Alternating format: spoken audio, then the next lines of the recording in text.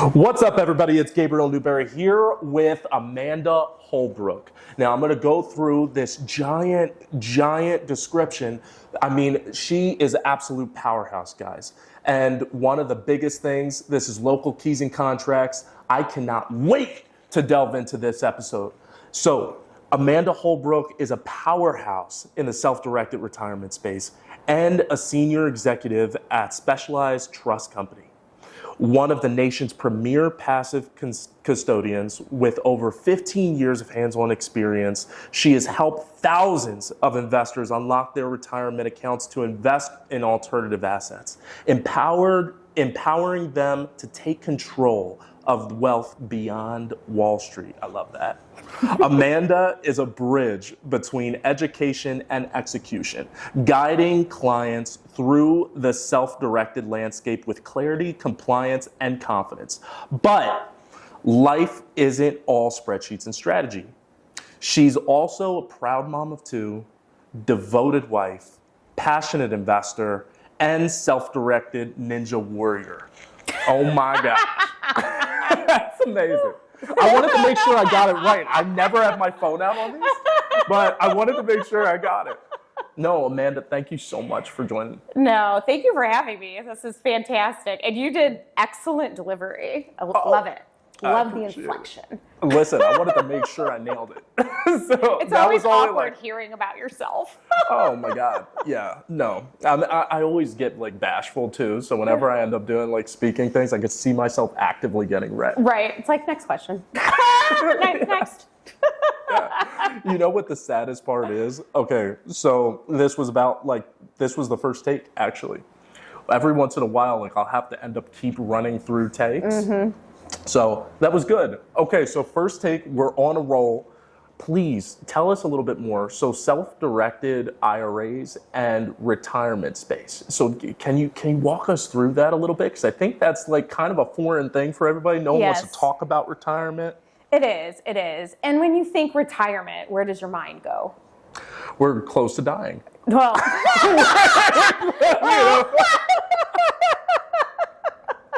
no, it's the end goal. We're going to Fiji. I'm on a beach with a marg. No. So, like, think of the investment part. Like, where does your mind go? Where does majority of America's mind go? The stock market, right? That's what we're trained. You go to school, you get the JOB, you get that thing called a 401k. You throw money in it, and you buy, hold, hope, and pray. It's going to be there at the end of the day. And that is what majority have done. That's what our parents have done. That is what we were taught to do. But little known fact, since the 70s, 70s, mind you, this is how long this has been around. You have these same accounts, the 401k, and there's other ones too. You have personal accounts, Roth, traditional, SEP, simple, HSAs, education, blah, blah, blah, blah. Those same accounts that you see at that big bank when you log in your account, right? Except there, they will list these stocks, bonds, mutual funds, EFTs, blah, blah, blah, blah. And they'll say, you know what, Gabe? You get to pick them yourself. Attaboy. And that's literally what they call self-direction. But let's be clear, just want to make sure everybody's listening, like, that is not what we're talking about. That is not self-direction. Self-direction is when you have the same types of accounts, but instead of just picking stocks, bonds, mutual funds, you have that same little sandbox of toys, but now you can play on the whole playground, right? So are we all born stockbrokers? No. So it's the whole point of it is to invest in what you know. So what's in the playground to invest with? Real estate, right? Could you hold rentals? Can you do a flip? Can you be a private money lender? Can you have land? Can you hold precious metals? Can you breed cattle in your retirement account if that's your jam? I know, right? I had to throw a crazy one like left fielder in there. But the whole point of it is to invest in what you know. I mean, as entrepreneurs, you're always throwing your money back into your business, right? So why wouldn't you throw it back into the same type of investments that you know can touch, feel, and grow your nest egg so you can get to the beach before you die? It's going to be a very long time before that point. But, yeah. And so how do you end up, how do you nurture that and kind of develop it for each and every person? Because I know I never knew this. You can start to put in real estate into those, or invest in real estate through those? Yes, that's exactly it. So it's a diversification strategy, right? Okay. I mean, we've all heard the adage, like, don't put all your eggs in one basket, and that's true. Real estate, I mean, if you look at any portfolio, and of course I'm going to talk about Buffett, right? I mean, we all look at him at he's just an amazement. He has a huge chunk of his portfolio in real estate. Right? So it's tangible, it's insured, it cash flows, it appreciates, kind of makes sense, right? Even if you're not like a real estate professional, just like we're sitting here today, what are these things around us? We've got 4 walls, a ceiling, and a floor. That's real estate, right? One of the 3 basic needs of every human being on the planet. Shelter, real estate, so that's my point is there's a place for that in your portfolio. But what most people don't know is they can put it in their retirement account. So it's an investment account. So you have, Gabe's Roth IRA, so I'm Specialized Trust Company. So Gabe, you have a Roth IRA at Specialized Trust Company, and you're going to buy a rental here in Northeastern Ohio. Instead of putting your name on the property, contract, title, deed, insurance policy, all of that, you want those profits to be tax-free, right? Absolutely. Just like people use LLCs, right? They buy it in LLC versus their name. Well, guess what? Think of this like a separate operating account. But now it's this tax-sheltered bubble. So when you buy the property, it's in the name of Specialized Trust Company Custodian, FBO, Gabe's Roth IRA, right? So now when you log in your account, instead of seeing all those stocks, bonds, mutual funds, like roller coastering, all this pretty much TMI info that no one really knows how to interpret, let's be honest. That's why we go to you guys. Right, everyone looks at that. I mean, even I look at some of the data and I'm like, what am I looking at here? Like, what is the cash flow? Give me my net. What is my ROI? Like, that's TMI. Like, just keep it freaking simple, right? We all need a little bit more simple in our lives. But when you have a property in your Roth IRA, and let's say you're renting it out, right? Let's say you bought a property, you rent it out for $2,000 a month. You log in your account, right? Just like you would check a checking account, right? So you see a house in there, and what do you see as far as rents come in every month? Stacking month after month after month after month. And that's your return on investment. Literally, even when you log in your accounts here, it looks like a checking account ledger. So simple to see your returns. And I mean, we'll get into this, but with property, you have expenses, right? I mean, we're all homeowners. Even if you don't own investment property yet, you're a homeowner. You got property taxes. You got insurance. You got utilities. And I mean, if it can break, it will. Okay. I mean, it's like the honey-do list, but it's your investment do list. The same thing follows with, rental real estate. And, you pay for that from where? You pay from it within the Roth IRA. So it's literally self-sustaining. And that's absolutely amazing. I mean, there's so many questions within that I kind of want to pull into. I kind of feel like a kid at a candy shop. Like I have 10 or 15 that came through. And I think for anybody, especially new to real estate, period, it's so daunting because for someone, whenever they're hearing that, it's absolutely amazing. But where do you start? So whenever you jump in with a self-directed IRA, okay, how much should I have set aside already within that IRA before we start to end up jumping into real estate? Because it sounds amazing, but it's like, okay, how do we get to the action steps? Yeah. Or is that enter? Yeah. It's like, when is the best day to start? Yesterday, right? That's always the answer. Yeah. But okay, so let's start. I'm going to take it back a step. Okay. All right. So how'd you get the money in this account to even go shopping? Right? Where did it come from? Thin air? So for most of us, we've had past lives, so if you have an old job, you left your job. Do you know what else you left? An old 401k. Your money. Yeah, your average, and to give you an idea, your average 35-year-old has abandoned 3 401ks, right? Wow. So you can consolidate those and roll them into a self-directed plan. right? And it's not just 401ks for those of you that are listening. Some of you may be coming from like different walks of life, you know. So if you were in the military, you had something called a TSP. That's our government's version of a 401k, thrift savings plan. And the alphabet soup goes on from there. You know, 403bs, 401as, defined benefit plans. You know, if you were a teacher, you have a state plan, and they're all different. Like TRS for Texas, OPERS and STRS for Ohio, CalPERS for California. You know, they're. Is that going back to the cattle stuff? No, we're not talking about more cows. We're not talking more cows. I mean, you know, between all our cities here in Ohio, we have a lot of corn and cows, so applicable. Yep, absolutely. You know, but Sorry. yeah, so if you have old retirement accounts, or if you have an IRA of any kind, traditional Roth, if you have a health savings account, all of these can be moved from these various institutions down into the correct self-directed account.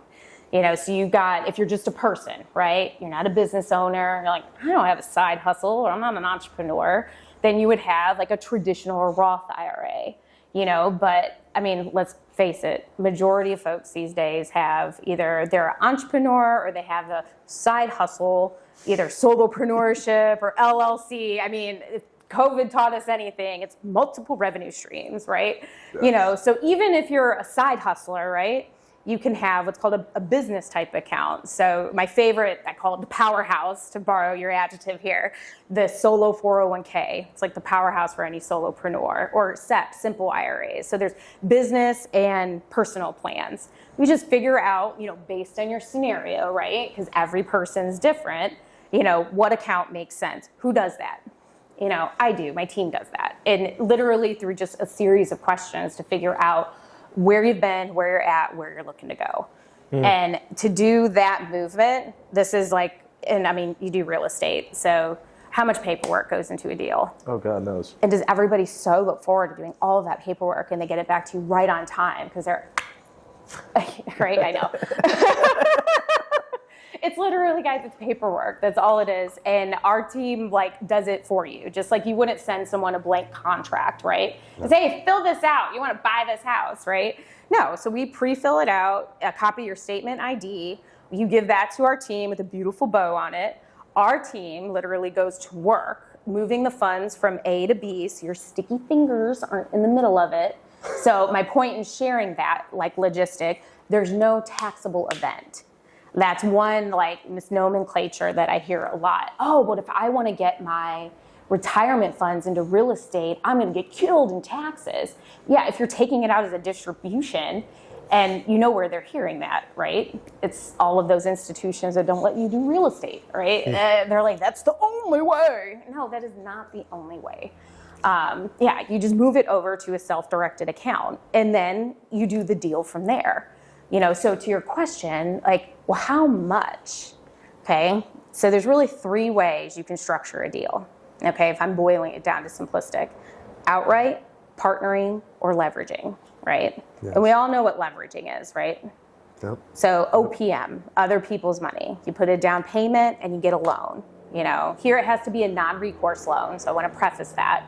You're not doing a Fannie Mae loan. You know, it has to be, it's almost like a DSCR loan, which is like an asset-based only. That's all it means. There's no personal guarantee. That's all that means. Like so, private money.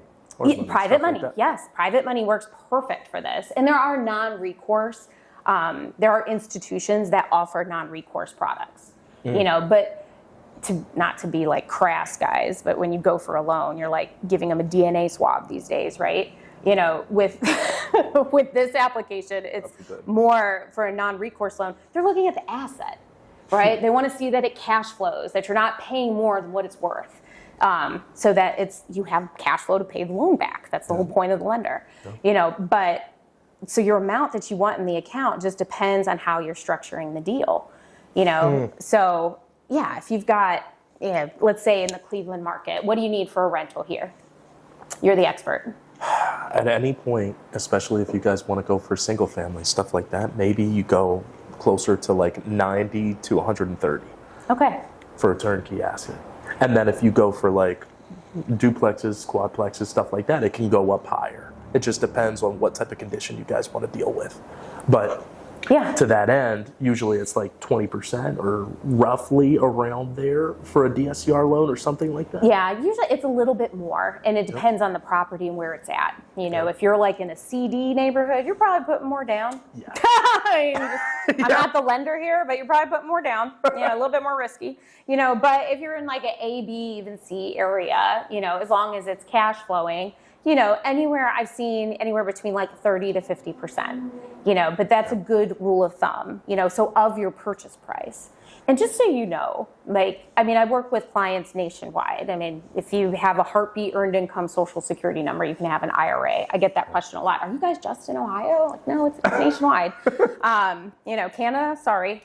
But I mean, the price points here are insane. Like when you talk about this in California or New England, as far as like the price points you just mentioned, I mean, they're like, what? I couldn't even believe it. So I went down to Maine. And when I went to Maine, 2 bedrooms, small, not even townhouses, Amanda. Like they were like little tiny shacks, 300-something thousand. It was ridiculous, and it only gets worse along the coast because the closer you get towards the water, it's like it just. Oh, and then add on your insurance, your hurricane insurance, your taxes are way higher, you know, so it eats up all your cash flow, so it doesn't make sense, you know, where here, I mean, those are things that you look at with your clients, I'm sure, and it's the same thing like. We educate on like, hey, you got to know what your insurance is going to be. You got to know what your property management is going to be. You got to know what your property taxes are. You know, so the holding costs are low, price points are low, cash flow is great, and we've always been a strong rental market here. You know, so when you look at all of those factors and you know putting something like that in your retirement account, because everyone's like, well, how do I know when I want to diversify into real estate? Well, if you can look at something like that, and that is making more money than what you're making over here in the stock market, and the stock market's been doing well, but look at historics. It's not, what goes up must come back down. Right? You know, so that's where, and I've been having this conversation a lot lately, you know, finish my sentence, buy low, sell high. So this is like the perfect timing is to take some of that because you can do a partial transfer, right? You don't have to do the whole kit and caboodle of the old 401k. You can move part of it over, you know, and then put a down payment down from the account in your IRA, get the loan in your IRA, and now you have a tenant cash flowing month after month after month. Oh, but we have a mortgage. Who pays the mortgage? You're not whipping out your credit card, right? You're not paying from your personal checking account. It's paid from the retirement account. So now you have a tangible asset where a tenant is paying off the loan and you still have net cash flow. And it's all happening. This is the piece de resistance, if I'm saying that right. It's all happening tax deferred or tax free if you have a Roth. That's like. That's wild. What's your exit strategy? Let me touch on that. So you always got to know when you get in anything, what's your exit strategy? What's your exit strategy from a rental? Usually to end up, you hold it for 5-10 years, and then you decide to sell it once it appreciates out. Yeah. What's that nasty tax that sucks when you sell? Stupid capital gains tax. Yeah. You know what tax you don't have when you sell a property in a retirement account? I'm so glad you touched on that because I wanted it. No capital gains, baby. And all of the appreciation goes right back into the account when you sell. So that is huge, especially if you're getting in where, you know, you're going to have appreciation and it's cash flowed. I mean, when you look at the prospectus on that investment, I mean, it's huge, you know, hand over fist. You know, so when... Are there parameters within that you kind of have to end up maintaining to make sure that you're able to end up effectively doing that? Because I've noticed some people... Really? No. So as soon as you end up getting it set up, it's just like, okay, well, when we go off to the sale, as long as the money, all the funds, everything needs to go directly back over to the IRA because the IRA is the one that's holding everything. Correct. Once everything goes back over to the IRA, you still can't touch that until 65, but you keep rolling. 59 and a half. 59 and a half. 59 and a half is when we all turn 21 all over again. Okay, so just keep that in mind. And for those of you that might be listening to this that feel like, time has been a thief and you don't have a ton in your retirement account, like real estate is one of those like saving grace asset classes. Because you can not only rent, but you can flip a property in a retirement account. So what if you're like, hey, I'm in my 50s and, I've only got, say $100,000. I'm never going to retire. Like I'm going to be working to the bone until I die. It's like, well, how do I get that beefed up? Or I've also heard from like entrepreneurs, I never had a 401k. I've been self-employed my whole life. That one kills me. You've just been paying more taxes than you ever should have for a very long time. Who is your CPA? But I mean, you can, when you flip a property, it's a large cash infusion when you sell, but there's no capital gains tax. So you're literally putting 20% more profit back in the deal.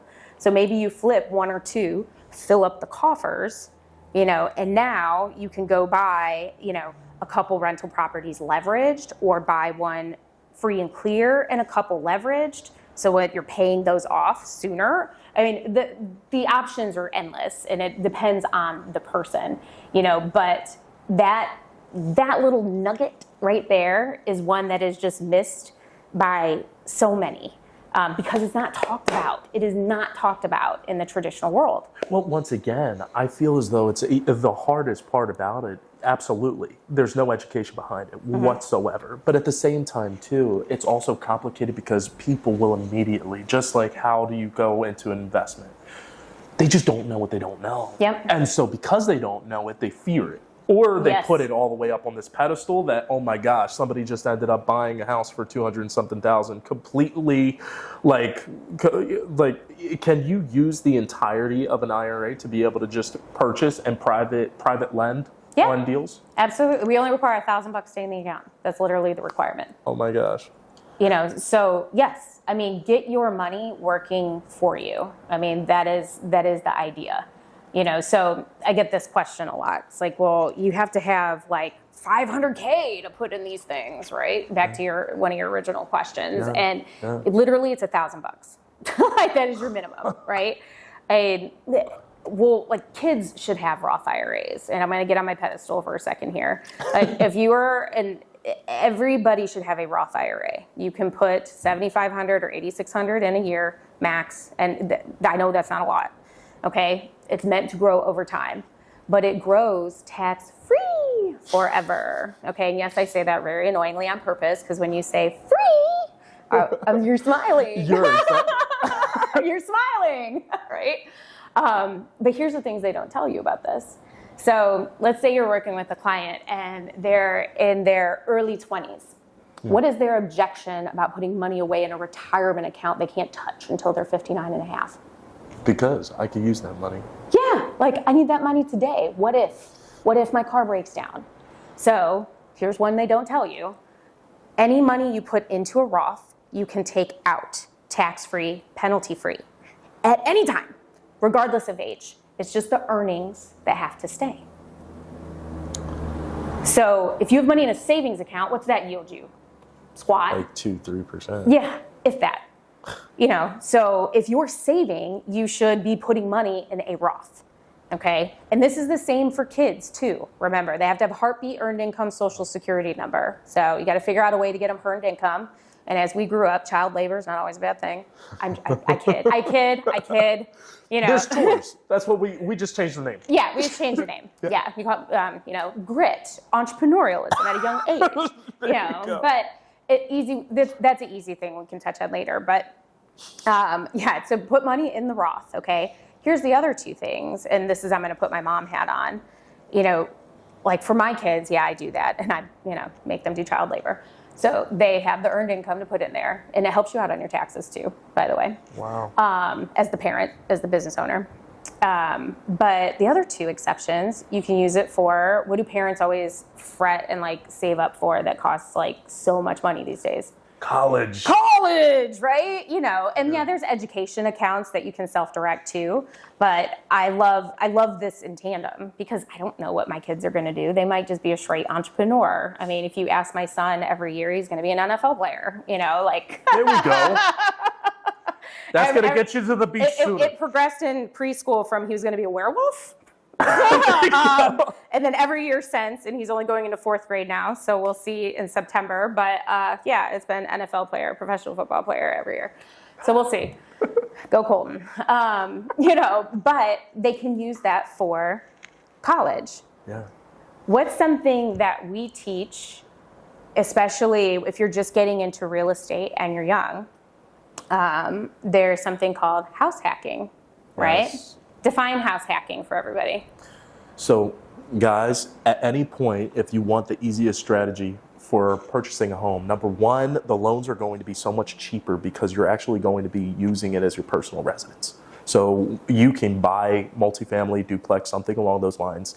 And what you can do is use the tenant's income that you're getting from one unit to help pay off the mortgage. And so you're hacking the house because number one, you could buy it on an FHA loan, and agents, just an FYI, you can use your commission towards that down payment to help pay off the down payment to the point where it's almost virtually nothing. And you can either buy it at FHA at 3.5%, or you can buy a conventional at 5%. So then you don't have to do it on a 20%, or God forbid, sometimes 30, 50%. You can just buy it as little as 5%, 3.5%. Yeah, and you know where that 5% down payment can come from? Your Roth IRA. That's crazy. That's one of the exceptions to the rule. So think of your kids getting out of the house, they go to college, right? We're not paying for dorms. You're getting a house. You're going to get either all the way up to a quad, Fannie Mae will lend, correct? Yes. Okay, so we're going to get up to a 4-unit. You're going to use that down payment from your Roth, so it's not coming from my pocket anymore. We may have to co-sign on the loan, you know, but now you get to pick your friends and tenants that will be paying your kid and then paying off your kid's mortgage and creating cash flow or discretionary income so they get the heck out of my purse. But now they have a cash flowing asset. So when they graduate from college, most kids graduate from college with oodles of debt. You know, now you have a cash producing asset that's giving you monthly income, all stemming from Roth IRA. If you guys want a good example on here, who literally, he is crushing it, has already 10, going on 12 rental properties by this year, all because I'm pretty sure he was leveraging a retirement account. I think it was either his, I can't remember, Alexis, it was either his, videographer's on the other side, or it was his parents, and he was just purchasing the properties. Yeah, so I'll tell you one. So yes, I'm the retirement lady. I get this. But one of the first questions I always ask everyone, do you want cash flow today or tomorrow or both? I mean, the answer is always, I want to have my cake and eat it too. Yeah. We all want to have our cake and eat it too. You know, so this is one that is, and this is probably what he's done. When you have an old 401k, all right, and you've probably seen this in a different capacity, something you can do with a 401k is you can borrow against it 50% or $50,000, whichever's first. But that goes away when it's an old 401k. So what we do is we move that over to a self-directed solo 401k, again, the powerhouse one, okay? And you can borrow against it 50% or $50,000. That's like the DOL limit, okay? Wow. But when you repay this loan, it goes right back to your account. So the interest and the principal goes back to you. It's forced savings. So then you can use this 50K. It's restriction free, like literally restriction free. You don't even have to tell us what you're doing it for. Like you go and you buy, you know, there's 2 down payments right there. Bam. You know, and then that cash flow that's coming in, yeah, you pay yourself back. Could you rinse and repeat and do that again? Yes. Now, if you're a married couple, guess what? That is per person. That's almost $100,000 you can access if you're trying to figure out, okay, I really want to get into real estate. I'm in the rat race. I'm trying to replace my W-2 income. Like, where do we get the money to do this, you know, without leveraging to the hilt? That is I always say there's a list, okay? It's a ladder of the cheapest money to the most expensive. And when you get into real estate, just like this gentleman, I'm sure he does this every deal that comes across his desk. He's like, okay, how are we paying for this one? Got it under contract. How are we going to pay for it? Let's figure it out. Yeah. And I think that's what most real estate investors that are still on this side of the fence, like trying to peek over and cross over to the dark side here, are like, well, how do you do that? Yeah, you get the deal and then you figure it out.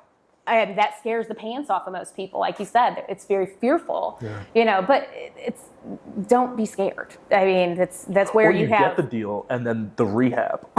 That's a whole nother, that definitely get a good contractor. That could break a deal. But it's exactly, you can get that cash flow. So the ladder was, here's where it goes. Cheapest one, 401k loan, hands down, because you're paying yourself back with interest, right? And then you go to your locks. And what I mean by that, home equity line of credit is a line of credit, right? So HELOCs, PLOCs, BLOCs, that's personal and business. Okay, and then depending on what you're buying, conventional, FHA, VA, you look at all of your conventional options and then your private options. So DSCR, private money, and then it goes down to hard money. Hard money is most expensive. But private money is where you will really scale because you take the time length that the banks and all of those hefty costs that the banks throw in there and they just throw that in the garbage. You don't even need to worry about that anymore. Yeah. But yeah, if you were listening to this and just starting, that little list right there, go on your ChatGPT or Claude and make that list and put that in one of your spreadsheets because that's definitely what you'll want to keep in mind when you're going for acquisitions. And when you're jumping in, even outside of just acquisitions, even if you didn't want to end up being a tangible investor or an operator within the real estate, there's also, you keep flirting with the idea, so I want to delve right in. Okay. Private lending. So you can private lend into these deals as well through the IRAs. Yes, private lending is huge. And I want to make sure I explain this. So everyone that's listening, if you haven't done real estate, you're like, what the heck's private lending? And you're Googling it right now. That is when you are the bank. Okay, so if you have money in an IRA, a self-directed account here, okay, you can be the bank. All right, so that means your IRA is the lender on a real estate project. Okay, so think of yourself when you walk into a bank, who's holding the cards? The bank. Okay, so yes, you get that big stamp, approved or denied, that's your power. Okay, but who calls the shots? What does the bank charge you? They're going to charge you interest. Interest, fees, origination. I mean, you get to charge that now. That's your return on your investment. That's the exciting part. So you can say, hey, friendly flipper, you need $50,000 to finish your rehab? Okay, great. I will lend you $50,000 at 10% and what are those fun things called? Points, right? Which is just a percentage of the loan. So let's say 10% and 2 points. Does that sound good to you? Friendly flipper says yes, because he doesn't have to deal with the bank. You're like, yes, that's over a 12% return. Hello. All right, fantastic. So how do we do that? It's everybody that's ever played Monopoly, remember the promissory note? That's how I explain this, because everyone's played Monopoly at some point. That's all it is. It is a note and a mortgage. Okay, so you have a note because your IRA is the lender, so specialized trust company custodian for benefit of Gabe's Roth. Okay, and he's also the mortgagee. All right, so the title company or attorney, depending on your state, when you have a mortgage, they record a lien on the property. So that property cannot sell without you getting paid. Okay? What is the worst case scenario when a bank lends money? They default. Yeah, a borrower doesn't pay. What does a bank do when a borrower doesn't pay? Take back the property. Guess what your IRA gets to do if a borrower doesn't pay? You get to take back the house. So your worst case scenario is you get an asset that is worth more than what you paid for inside your retirement account. That is your worst case doomsday scenario. I mean, you still come out smelling like a rose. And then you can, at that point, flip it, rent it, wholesale it, rent it, whatever you want to do with it. At that point, all the profits go back. So when you take this compared to stocks, bonds, mutual funds, where if, any stock, like I know I was just talking with a client yesterday and he's like, oh, my Tesla stock went down, and he's like, it went down 12%. I need it to come back up a little bit, I mean, this could be any stock. I don't mean to poke on Tesla. I love Tesla. But when that goes down, you have no recourse. I mean, here's a tissue. Like, that's all you can do. Like, you can curse at your screen, you can pout, cry, and scream, but there is nothing you can do to get that money back. And as you inch closer to retirement, that gets even more scary. Like, you get that anxiety ball that just like sits on your shoulders the closer you get to retirement. So private lending is huge. You know how I always explain this for someone that's not in real estate or that's just starting? Because how do most people get exposed? They watch HGTV, right? They're watching that late night TV show because their mind is racing of like, how am I going to make some extra money? And that's what's on the tube, right? So they're always in the car texting like the money tree guy or gal. Like, hey, I just need like 1.2 million to take down this house. You got it? Okay, great. And it's like, whoa, how'd they do that? Like, who are they calling?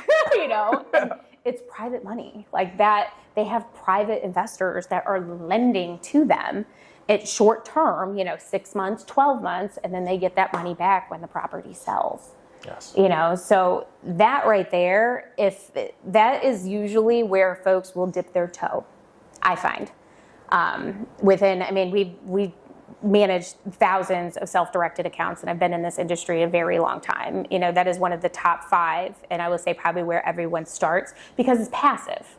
Right? You don't have to worry about the rehab. Somebody else is doing that. You don't have to worry about getting the tenant. You don't have to worry about any of that. You're just the bank. Hey, I'm going to lend you this one time. Great. You go do your thing. Please communicate with your lender because that's good business. And then you're going to pay them back.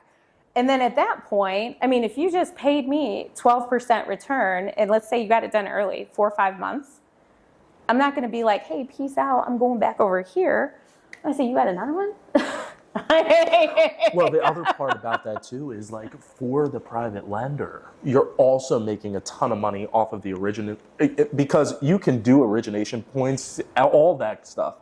I had one where he banked 12 grand on the deal before the deal even started.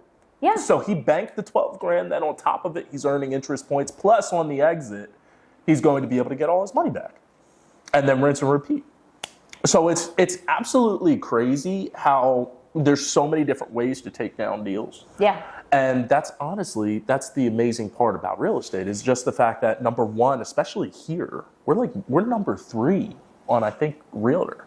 And then I forgot where Lorraine stands too. Yeah, it's up there somewhere. Yeah, Lorraine's around there too.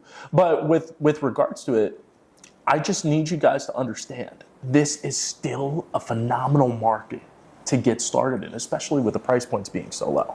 Because you can end up breaking down $100,000 probably into 4 or 5, 5, 6 deals. Yeah. If you really cut it around. In other markets, that's a hope and a dream. Like, that does not happen. Hope and a dream. In addition to that, you can also end up getting crazy returns depending on the deals. Especially if you're in like C-class areas. And you do your own personal investing, which I want to get into now too. Sure.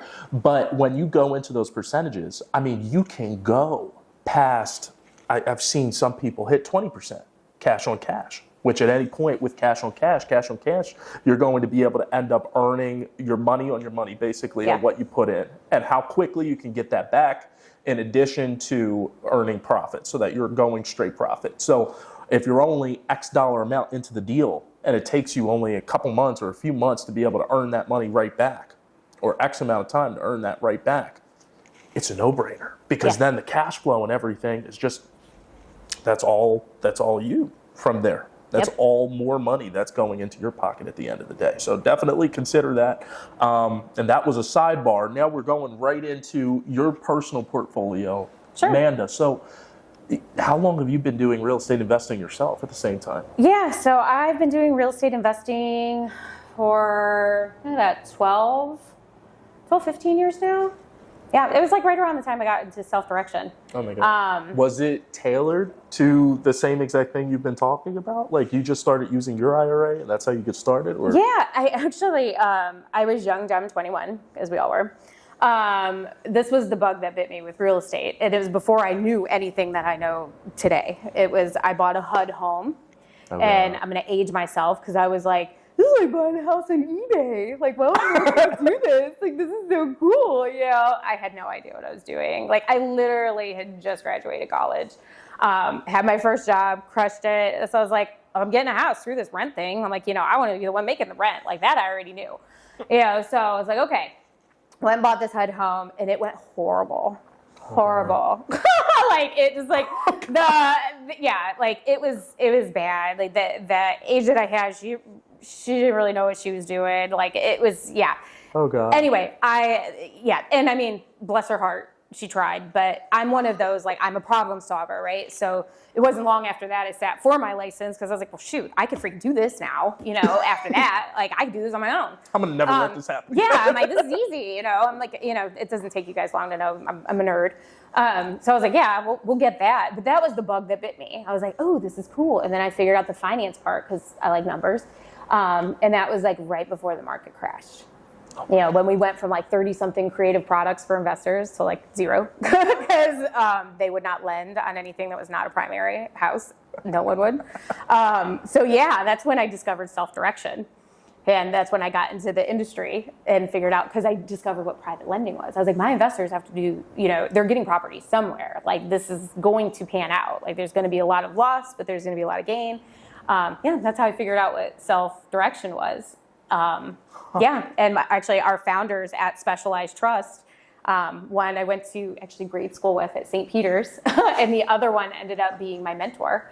Yeah, God. And they were the 2 co-founders of Specialized.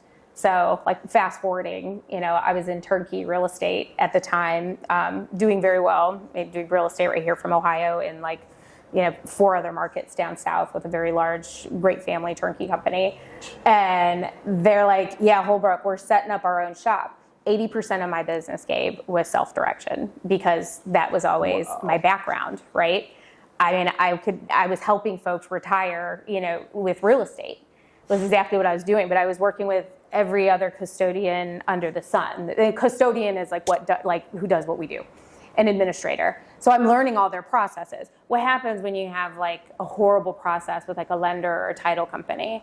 It can fall apart. You jump in and you do their job for them, right? To save the experience for your client. And that's what I was ending up doing. So when they were like, hey, Holbrook, we're opening up a new shop. You want in? I'm like, yeah, put my money where my mouth is. And 15 years later, here we are. You know, so, but I've, you know, picked up a rental portfolio in there. Like the stuff that I'm telling you guys, like, you know, yeah, our kids have Roths. We have solo Ks. I private lend. I actually partner my kids' Roths, like with my, you know, mama's 401k on deals. You know, so they might only be 20% of the deal. I've got 80%, but if I'm making a 15% return, so are they. That's going back to 9. You know, they're 9 and 14. I mean, they can explain a Roth to you. My daughter way better than my son, yeah, but he's catching up fast. He's going to be in the NFL anyway. Yeah, right. So it's okay. Oh, I explained. So this will be a funny one. So compounding interest, right? You know, 8th wonder of the world per Einstein. You know, easy to play with. Like I always used to say like a compounding interest calculator. Go on ChatGPT. Super easy. So I'm like, okay, here's how much you have in your Roth IRA. I'm like, if it grows at 5%, 10%, 12%, 15%, I'm like, this is what you'll have by the time you're 59 and a half. So we were running it over 50 years. His eyes were just like big bright green lights. Like he's dancing around the living room. I'm going to be a millionaire. I'm going to be a millionaire. But that will happen. Play with a calculator. Like you can put a one-time drop in the bucket. Your account honestly could do really crappy, but because they have so much time for it to compound, he'll be a millionaire. He'll have over $2 million tax-free, even if the account does really crappy, you know, which is just insane, right? But it's, to your point, it doesn't take folks long to figure out I drink my own Kool-Aid, but now you know a little bit of the backstory, so I probably get more involved, and I'm sure my company loves that I get more involved in like our client strategy. Because I'm like, oh, did you think of this? Or did you look at that? But that's our big strong suit. Right? Like you said, every person has a different scenario. Some people are 50, some are only in their 30s. We just had kids and they're realizing, you don't really know time management until you have children. Just saying. And then when they get into sports, it's like, oh. It's got to be down to the minutes. You're like, all right, I got 5 to 6 minutes. Yeah, I haven't been home before 9:30 all week. God forbid. Yay, sports. But I wouldn't trade it because it's a short period of time. I love it. But yeah, I mean, that's the fun. That's the fun part. That's all the more reason why jumping into these types of things. I mean, it's not passive by any means. It can be sort of whenever you're doing it in a private lending standpoint. But with regards to this, I mean, once you end up creating a well-oiled machine, you have a team behind you. Especially like if you end up having professionals like Amanda, who number one has already done so herself, but at the same time too, is able to help you leverage. That's huge because then that just buys your time back. And once you get to a certain level, like you're literally just doing things to be able to end up buying your time back. It's, especially if you're just getting started. Especially for I love all my analyticals out there, but it is who, not how. And if the sooner you learn that, the easier the journey will be. So great book, Who, Not How. You're never going to know all of the things, right? You're never going to know every single nuance, right? But you find out who does. Yeah, I literally, for the alphabet that goes behind my name and to do what I do, you have to read the revenue code. Have you ever read the revenue code? No, because no one reads the revenue code. No one wants to. It's boring. If you have, save Ambien some money if you need sleeping help and read the revenue code. It will benefit you 2 ways. That's painstaking, right? Is your average person going to do that? No. And when you read it, it doesn't tell you the how. It just says what you can't do. That's literally it. Here's what your no-nos are. You go figure out what you can. So you find those people in your life, that are your Avenger squad, right? And yeah, you can tell I have a son. That's your investment team, right? So you have a Gabe that's going to find you the deal. You have us at Specialized Trust that's going to help unlock the retirement account funds for you so you can invest in what you know. You have a good CPA. Here you would have a title company or an attorney. You have a broker, financial professional that's, does your stock bond mutual fund stuff. Okay, but these are all members of your financial team. You should always be in communication with that. To your point, some people are just too darn passive. And when they figure out about self-direction, it's because one of two things. They've felt pain. They have felt the loss. They have felt oh my gosh, they're having that moment of I'm not going to be able to retire, or I lost a bunch of money. I got to do something differently. Or there was a job change or a divorce. That there's always some type of event. Or they have friends that show them opportunities, or they're self-discovering, right? So then they start doing some research and education.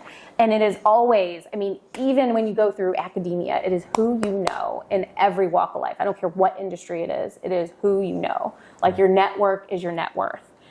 So when you have those professionals, ask questions.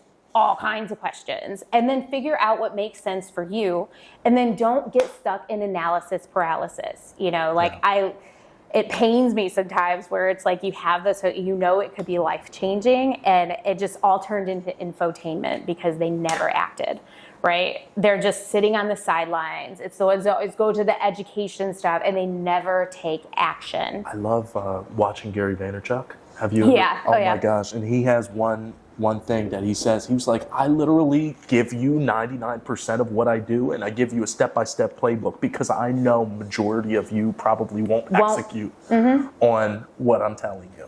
And that's the crazy thing, is the fact that, guys, literally she's giving you a playbook for, number one, building wealth not only for yourself but for your kids.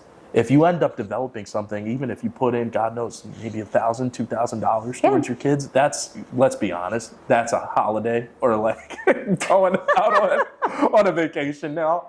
If you do that, you'll literally set your kids up and you don't have to do anything. And that's putting people so much further ahead than in your 30s whenever you look and you're like, oh my God, what the heck is an IRA? Yeah. Like when I learned about this stuff, I totally went straight back to my parents. Like, okay, so all of my previous life events, you know, marriage and college, graduation, like you just didn't feel it was the right time to tell me you have these things for us, right? No, they weren't there. You know, my parents, they're entrepreneurs, did a great job. Sorry, Mom and Dad. That was not a dig.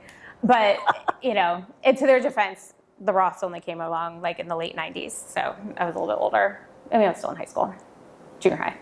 I'm like aging myself out here. Yeah, but I would say the other thing I'll touch on, because you have, and I say this because I know you're an agent. I love all of my agents, my solopreneurs out there, okay? There is, when you're a solopreneur, even if you have a side hustle, like you always end up paying too much in taxes, right? Mo money, mo taxes, we say in our world. But, okay. We love the IRA. But there are ways, you know, so like if anyone's on the extension bus with me, right? You know, you have until the fall, right? In small business plans, so solo 401k, SEP IRA, you can literally put up to 25% of the net of your company, okay, up to $47,500, and as the employee, $24,500. So 72 grand you can put away. So if you are sitting across from your CPA and they're like, congrats, you crushed it, here's your big bill. Say, I know I can have this small business plan, it's a self-directed account, and I can put in 25%. You know, what's my bill now? And sometimes, guys, it washes it out. That is huge. It is, and I can't say this loud enough, it is not about what you make, it is what you keep.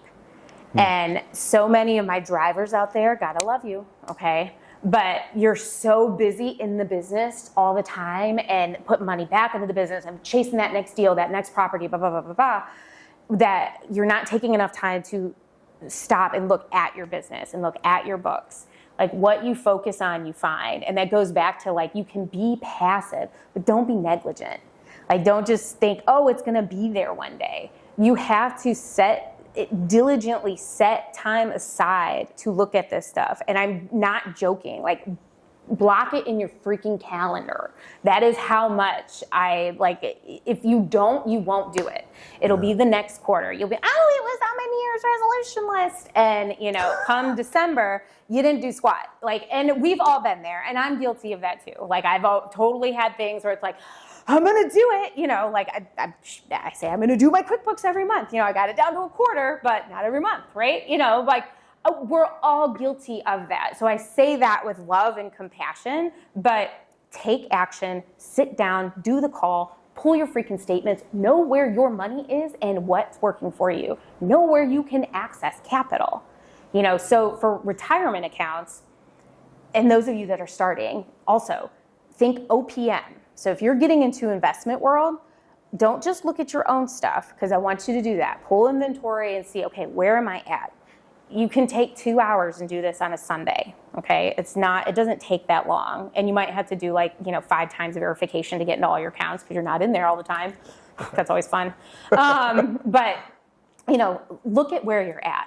Everyone always asks, well, I got a call set up with you, Amanda. Like, what do I need? Just pull your statements. We'll take a look at where you're at. And then have an idea what you want to do. The rest of it's easy. It's literally like with investing in these accounts, you decide deposit direct. That's it. 1, 2, 3. Like it is not more complicated than that. And it's just like when you buy an investment property, right? It falls into that category. That is the third step. Like when I say direct, that's you do an investment, you do a deal, and it's the who, right? That's, so as a passive custodian, all right? The disclaimer, which I didn't give, I just realized, we are a passive custodian and recommend our services best with spots. We're not attorneys, not CPAs, we're tax advisors, legal advice, we're a passive custodian. What that means. We'll have all of that just going down the screen. It's crazy how you could do the speed up. We didn't even do that. So, I mean, we don't sell investments. And I think that's the difference. People always think like, oh, you're a financial institution or financial advisors. No, I cannot sell you an investment. Like our team cannot say, hey, go buy this property. We can show you the how. We can show you, hey, you can do this A, B, or C. You say, love A, B, and C suck. And it's okay.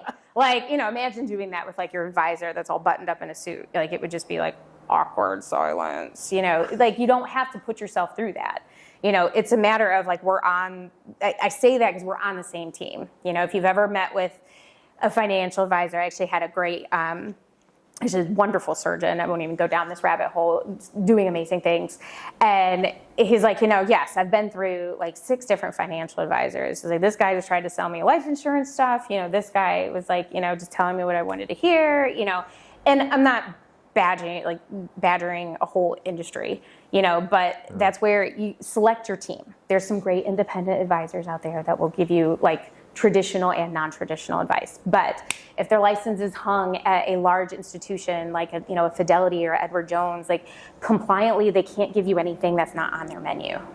Like they can lose their license. It's called selling away. And most don't realize that. They're like, you're a financial professional, tell me what to do, And so that's where you need more people on your team, and that's what we do, so it's education, right? Yeah. And it's just like when you have a new investor you're working with, you're showing them the different ways of how they can do it. Whether they do it or not is completely up to them. I always joke and say self-direction, you the boss, like you are the boss. Like that is it. Like you are the boss. Like you get to call the shots and say what happens when, but no one is going to look out for number one more than number one, right? So that, and I know we're getting more into like mindset, philosophical stuff, but like you have to be accountable for that. Yeah. There's no finger pointing, how many fingers you pointing back at you, that old thing. And that's the piece. I mean, that is, I will say, like the big takeaway, is just do it, and then some of it, guys, like when you do, and I'm sure you can speak to this, like when they first get into investing, like, yeah, you have your professionals around you. It does feel like a little baptism by fire, right? You are learning as you go, but it's like it's riding a bike, all right? That's it. Like what we do is a checklist, literally. Just like with what you do. For every buyer, every sale transaction, it's a checklist, right? You have to have the same stuff every time. And it's at the end of the day too. I mean, it's good because you're gonna end up getting your licks no matter what in all of this. But understand too, you're going to have to end up transitioning over from education to actual execution. Mm-hmm. Now, at the end of the day, get the licks because the reality is, yes, who are big figures and are actually acting as your mentors are going to give you a ton of advice and try to hedge you as much as humanly possible. But there's going to be things that you have to experience yourself. And that's the reality of the situation. I mean, every mentor, though, is going to help get you to a point where you're as safe as possible, and then it comes experience. And with that experience, I mean, you'll get through, and you'll learn, and you'll keep on building from there. Yeah. On that note, like there's, the do's lot of, I'll touch on that too, but there's just a lot of information out there. Yeah. And I'm going to give you one of my terms, and it's not like a professional term. I need to trademark this. There are your gurus, okay? You are a guru. You practice what you preach. I am a guru. But there are also gurus out there. Don't fall into the guru world, okay? Yeah. They don't always practice what they preach. And then you hear it, and you're like, well, that wouldn't work for me. Yeah, because it probably won't. It probably doesn't work for the masses, but you can take nuggets from all of this and do what works for you. Okay, and rant. Sorry. It's going to be just like the disclaimer. We're gonna and rant. Okay. No, but you're so right, though. And I mean, the reality is, too, they're ending up charging hand over fist sometimes. Sometimes, yeah. The sad part is it throws people off completely versus experience can get you there. You just have to take that next step and you have to build that team. Do's and don'ts. Do's and don'ts. With Okay. do's and don'ts, what type of stuff can people hedge, or at least some things that you've seen go wrong? There's basically 3 basic rules, and I always call this like bumper bowling. Remember bumper bowling when they put the lines or the guards up so you don't go in the gutter? I need that every time. Oh, I know. I like that too. I'm like, that's so awesome. I made it down the lane. I'm okay. So, number 1, okay, and these are IRS rules. No self-dealing, okay? So what is self-dealing, Amanda? That is when you do something in your retirement account and you're benefiting here and now today, okay? It's a retirement account. Guess when the IRS wants you to benefit from a retirement account? In retirement, okay? So examples, okay, just so we're clear. Ding, ding, ding, Amanda, I have this cash cow of a duplex on the east side of Cleveland. Can I just like buy it for myself in my retirement account so it's like all this tax sheltered stuff you talk about? No, you cannot, because you're buying it from yourself. Obviously, you are benefiting today. Hey, Amanda, can I take this old 401k that I have, put it over here with you, and then just lend it to an LLC that I own? Because technically an LLC is not me. What do you think the IRS's stance is on that? No, like that's self-dealing. Like you are benefiting today. Use your best judgment, and we will obviously guard you as well, or guide you. But yeah, no self-dealing. Like that is always my creative what-ifers. That's always the one they run into.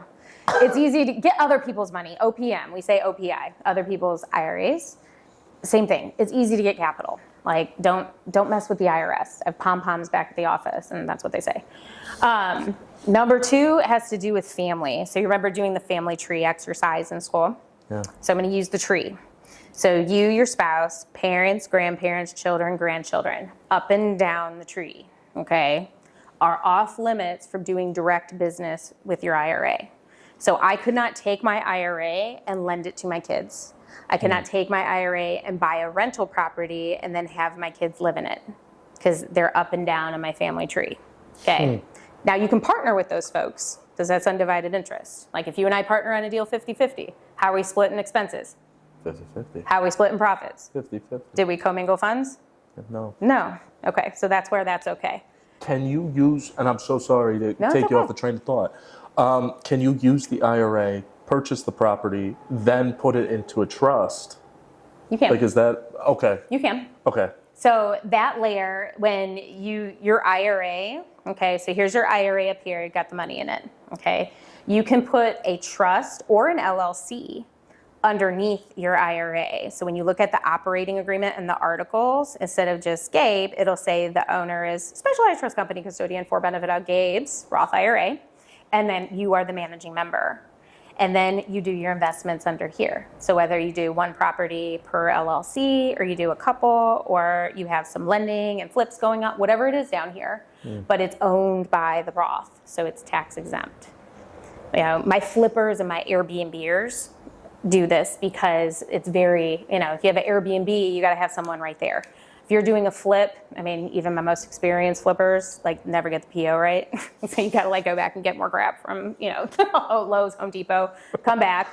But that makes it more functional, you know. But yes, you can get super creative with the structure, and it gives you the CYA aspect of it too, which is, I think, is where you were going. And by CYA, I mean cover your assets. Assets, okay? But yeah, if you branch off the family tree, guys, brothers, sisters, aunts, uncles, cousins, nieces, nephews, fair game. You can lend to them. So if your siblings and you are close and you want to be each other's bank, by all means, you can. IRS says you can't. Because I have a question on that, but I know. Okay, yeah, the last thing was easy. There's just some black and whites, like artwork, collectibles, Stocko, Subchapter S Company, insurance products, alcohol. Like, you can't hold those things. Have nothing to do with real estate. Go with your question.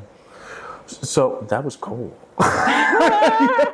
So one of the biggest things, whenever you end up going and buying with your IRA, and say you're a flipper, so whenever you go in on a flip property, do you have any restrictions in terms of how many times you can do it?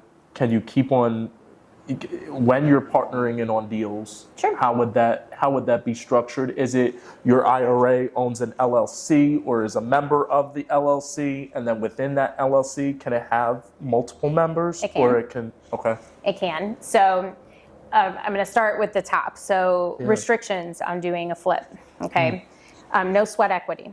That's self-dealing, okay? So no sweat equity. You got to pay Carl the contractor, Paul the plumber to do the work. You can be the boss. You're the project manager, but you're not going and doing demo day to work out your stress, okay? So you can't partner with a general contractor or something? You could partner with a general contractor. You just can't do the work because it's your IRA. Okay. That's what I mean by that. So Gabe's not in there getting sweaty, okay? You're telling somebody else to go get sweaty. All right? That's what that means.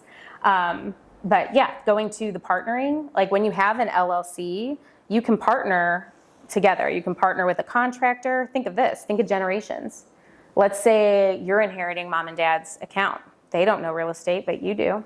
Could you partner mom and dad's IRAs with your own in an LLC and say everybody's a third, and then you're generating all of the returns because you're the managing member of the LLC? Yeah. Can you do that for your kids? Could you get a couple buddies together and do the same thing? Sure.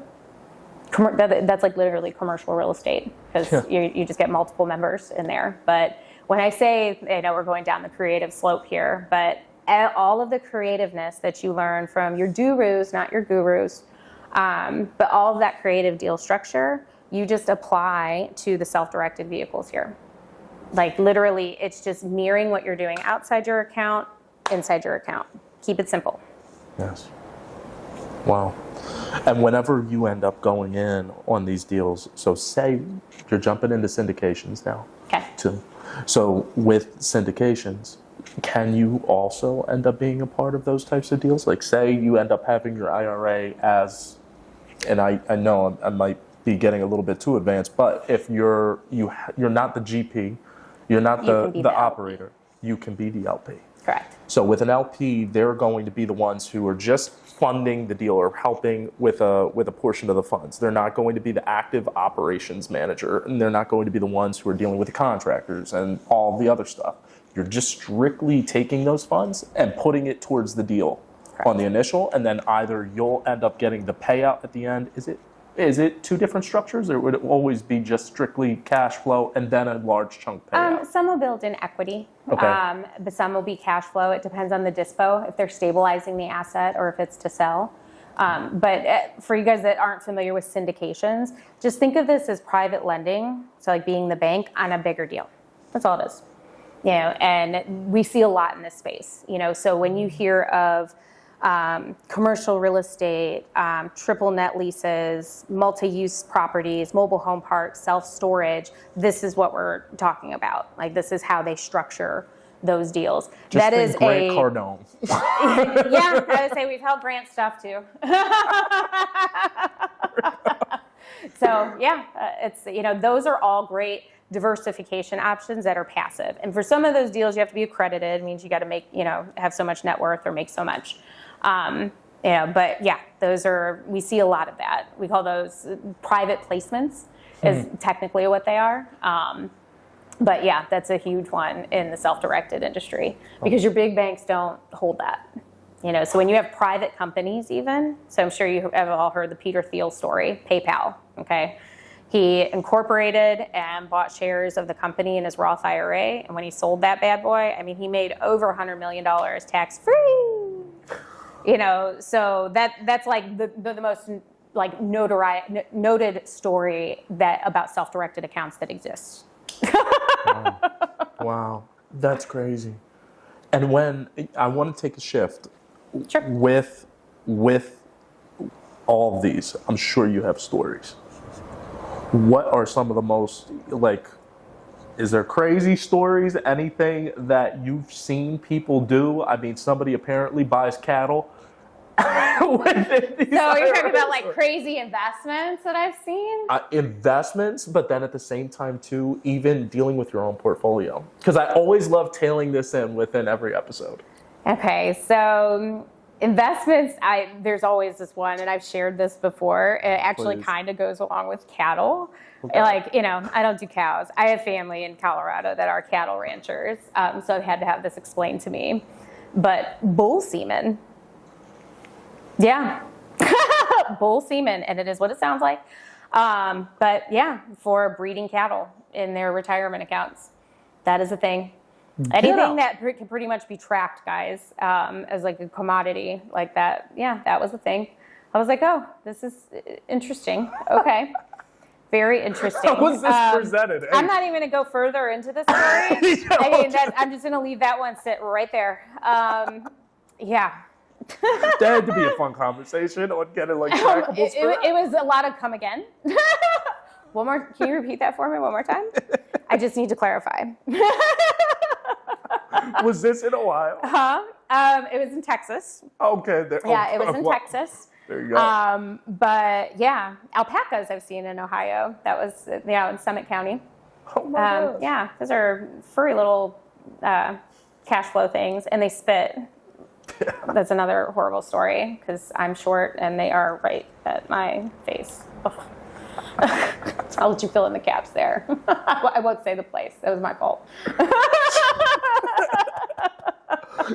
It's okay. You made the clients happy. So like they were, well, because I bought a shirt from there because mine was ruined, so I spent money at the gift shop. I'm sure they were tickled pink. Yeah, and they let me use the restroom. Thank you. Let me see. Other crazy stories. I mean, like, are you talking like tenant stories? Yeah. Tenant fun, rehab stories that went crazy, deal structures that ended up coming on. Yeah, I mean, if you've ever talked to a property manager, I mean, I've seen tenant stories for days and just being with larger property management companies. I mean, it just shocks me with how some people live and what they do. I mean, you name it. We've seen. Yeah, I remember one property management company. They used to call it the treasure room, and it was all the crazy stuff they would find in properties when they would go to do cleanouts.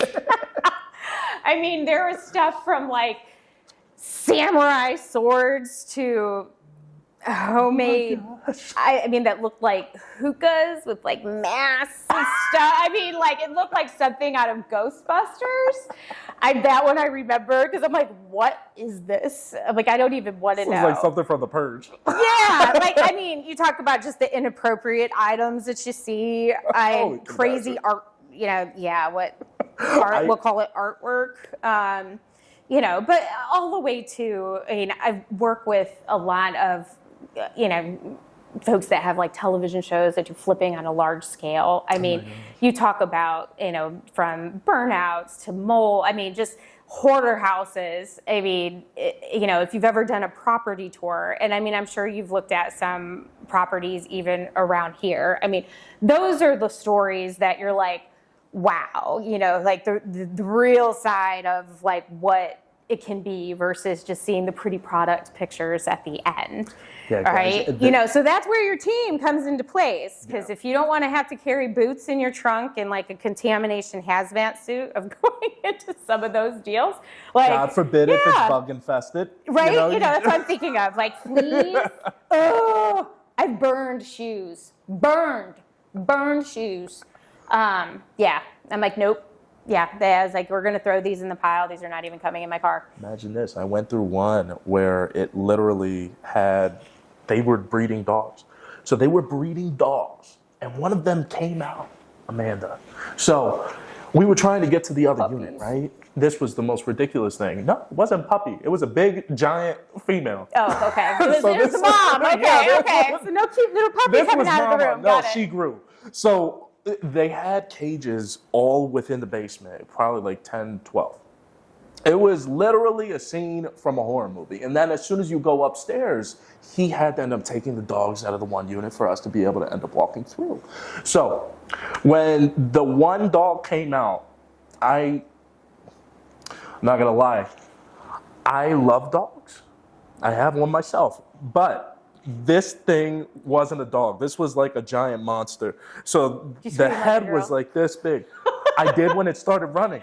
So I freaked out. So it comes running around the corner right out the door. I already told him, hey, I'll end up going off to the side. You can take the dog. No, he's like, she's so kind. She won't do anything. Goes running off the leash.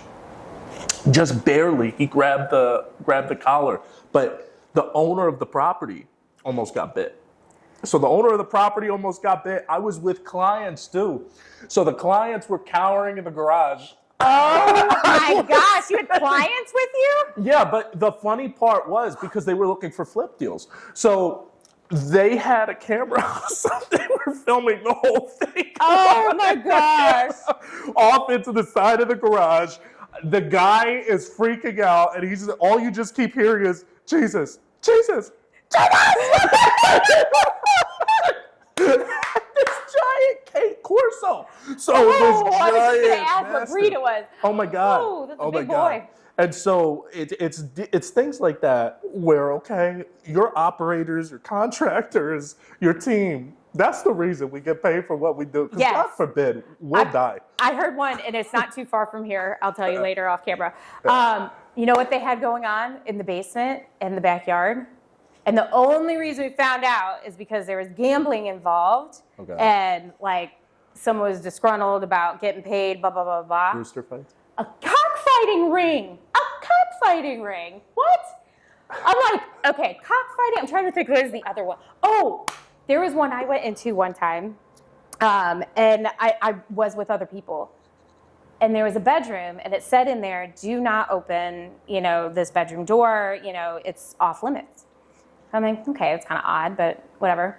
And it was in a very nice neighborhood. You're talking $200,000-$300,000 houses at the time. They're probably worth more 4 or 5 now, like 4 2s, full basements. Do you know what they had in that room? Okay. So as soon as you walked in, it was just smell.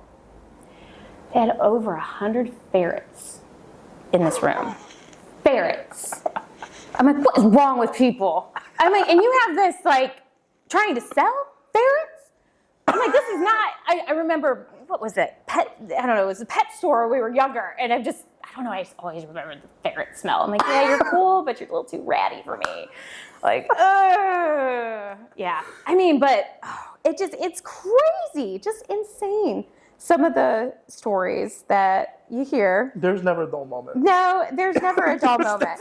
But in full circle, you don't hear this stuff when you're talking about your stock portfolio, right? So just understand your trade-off, okay? So realistically speaking, you will make more money though. So the good thing is high risk, high reward.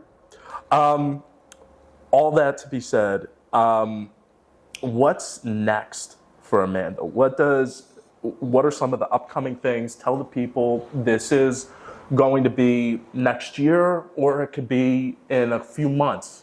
What's the next big thing coming on for your business? Yeah, so with a specialized trust, we are expanding. We're growing our team, so. Out to Canada. Yes. No, not to Canada. Oh, okay. Canada, Lake Erie love. But yeah, so we are bringing on more team members, both in Albuquerque and here in Ohio. So Nice. we're going to be growing in that fashion, doing a lot more education because we don't advise. So we're going to be doing a lot more education. You may see a podcast, YouTubes, et cetera, like that. We always do a lot of events and masterminds. That is how we've always organically grown. When someone just reaches out, they're like, how did you hear about us, right? It's always, oh, so-and-so referred me or this group. I did have a gentleman the other day. It's like, you're in the top 3 in Claude. I was like, oh, okay, go us. I don't know how we do that, but we're rock stars. That's how. But yeah, we're scaling the team. I mean, that's for sure. So that's exciting. The whole growth mode.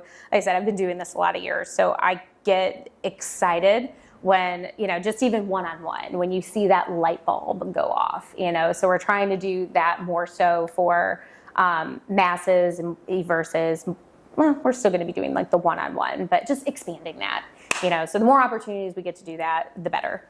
It's no one ever said, And well, our business, it's like one person, one business, one family office, like at a time. You know, you plant those seeds, and whether you do this now or later, it's never a matter if it makes sense, it's just when. You know, and that's how we've always grown our business. So we're looking to, you know, just even 10x that is what we're looking to do. I'm very excited, and with some technologies and fun stuff today, which I'm not that part of the business, but I'm excited to play with the tools. Let's put it that way. I like to play with the toys, but yeah, that is it. I mean, you're just seeing another, you know, generation coming up through self-direction, and you know, your 20-somethings these days are just quicker to take action than generations past. And the other big shift that we're seeing is, you know, I'm sure you've heard of the silver tsunami. I mean, right now we are starting to see the largest transfer of generational wealth that we will see in our lifetime. You know, and right there is huge opportunity. And in that is IRAs. You have inherited IRAs, and yes, you can self-direct those. You know, that's why you have beneficiaries listed when you open one. But that is huge. You know, so that's another big piece of that we're, you know, touching on and making sure those are prepared to hand that down to the generation without being taxed. Free! Tax free! Tax free! You guys have to understand, Amanda, I have goosebumps right now, guys, because you need to understand something. At the end of the day, there's so many different ways that you can end up making money, breaking things down. And at the end of the day, even though we give the IRS their piece, we also want to end up building generational wealth. So bear in mind, education, but execution. Always on Local Keys and Contracts podcast. Stay tuned for more, guys. And at the same time, too, we also are part of Lorraine Re-Association as well. So, guys, at any point, there's speakers just like Amanda who are going out monthly that are having these talks just about Lorain County, and then reach out for more resources. At the end of the day, we're going to have all that listed off. Stay tuned for more, guys. Thank you so much for watching Local Keys and Contracts podcast. Thank you so much, Amanda, for coming on.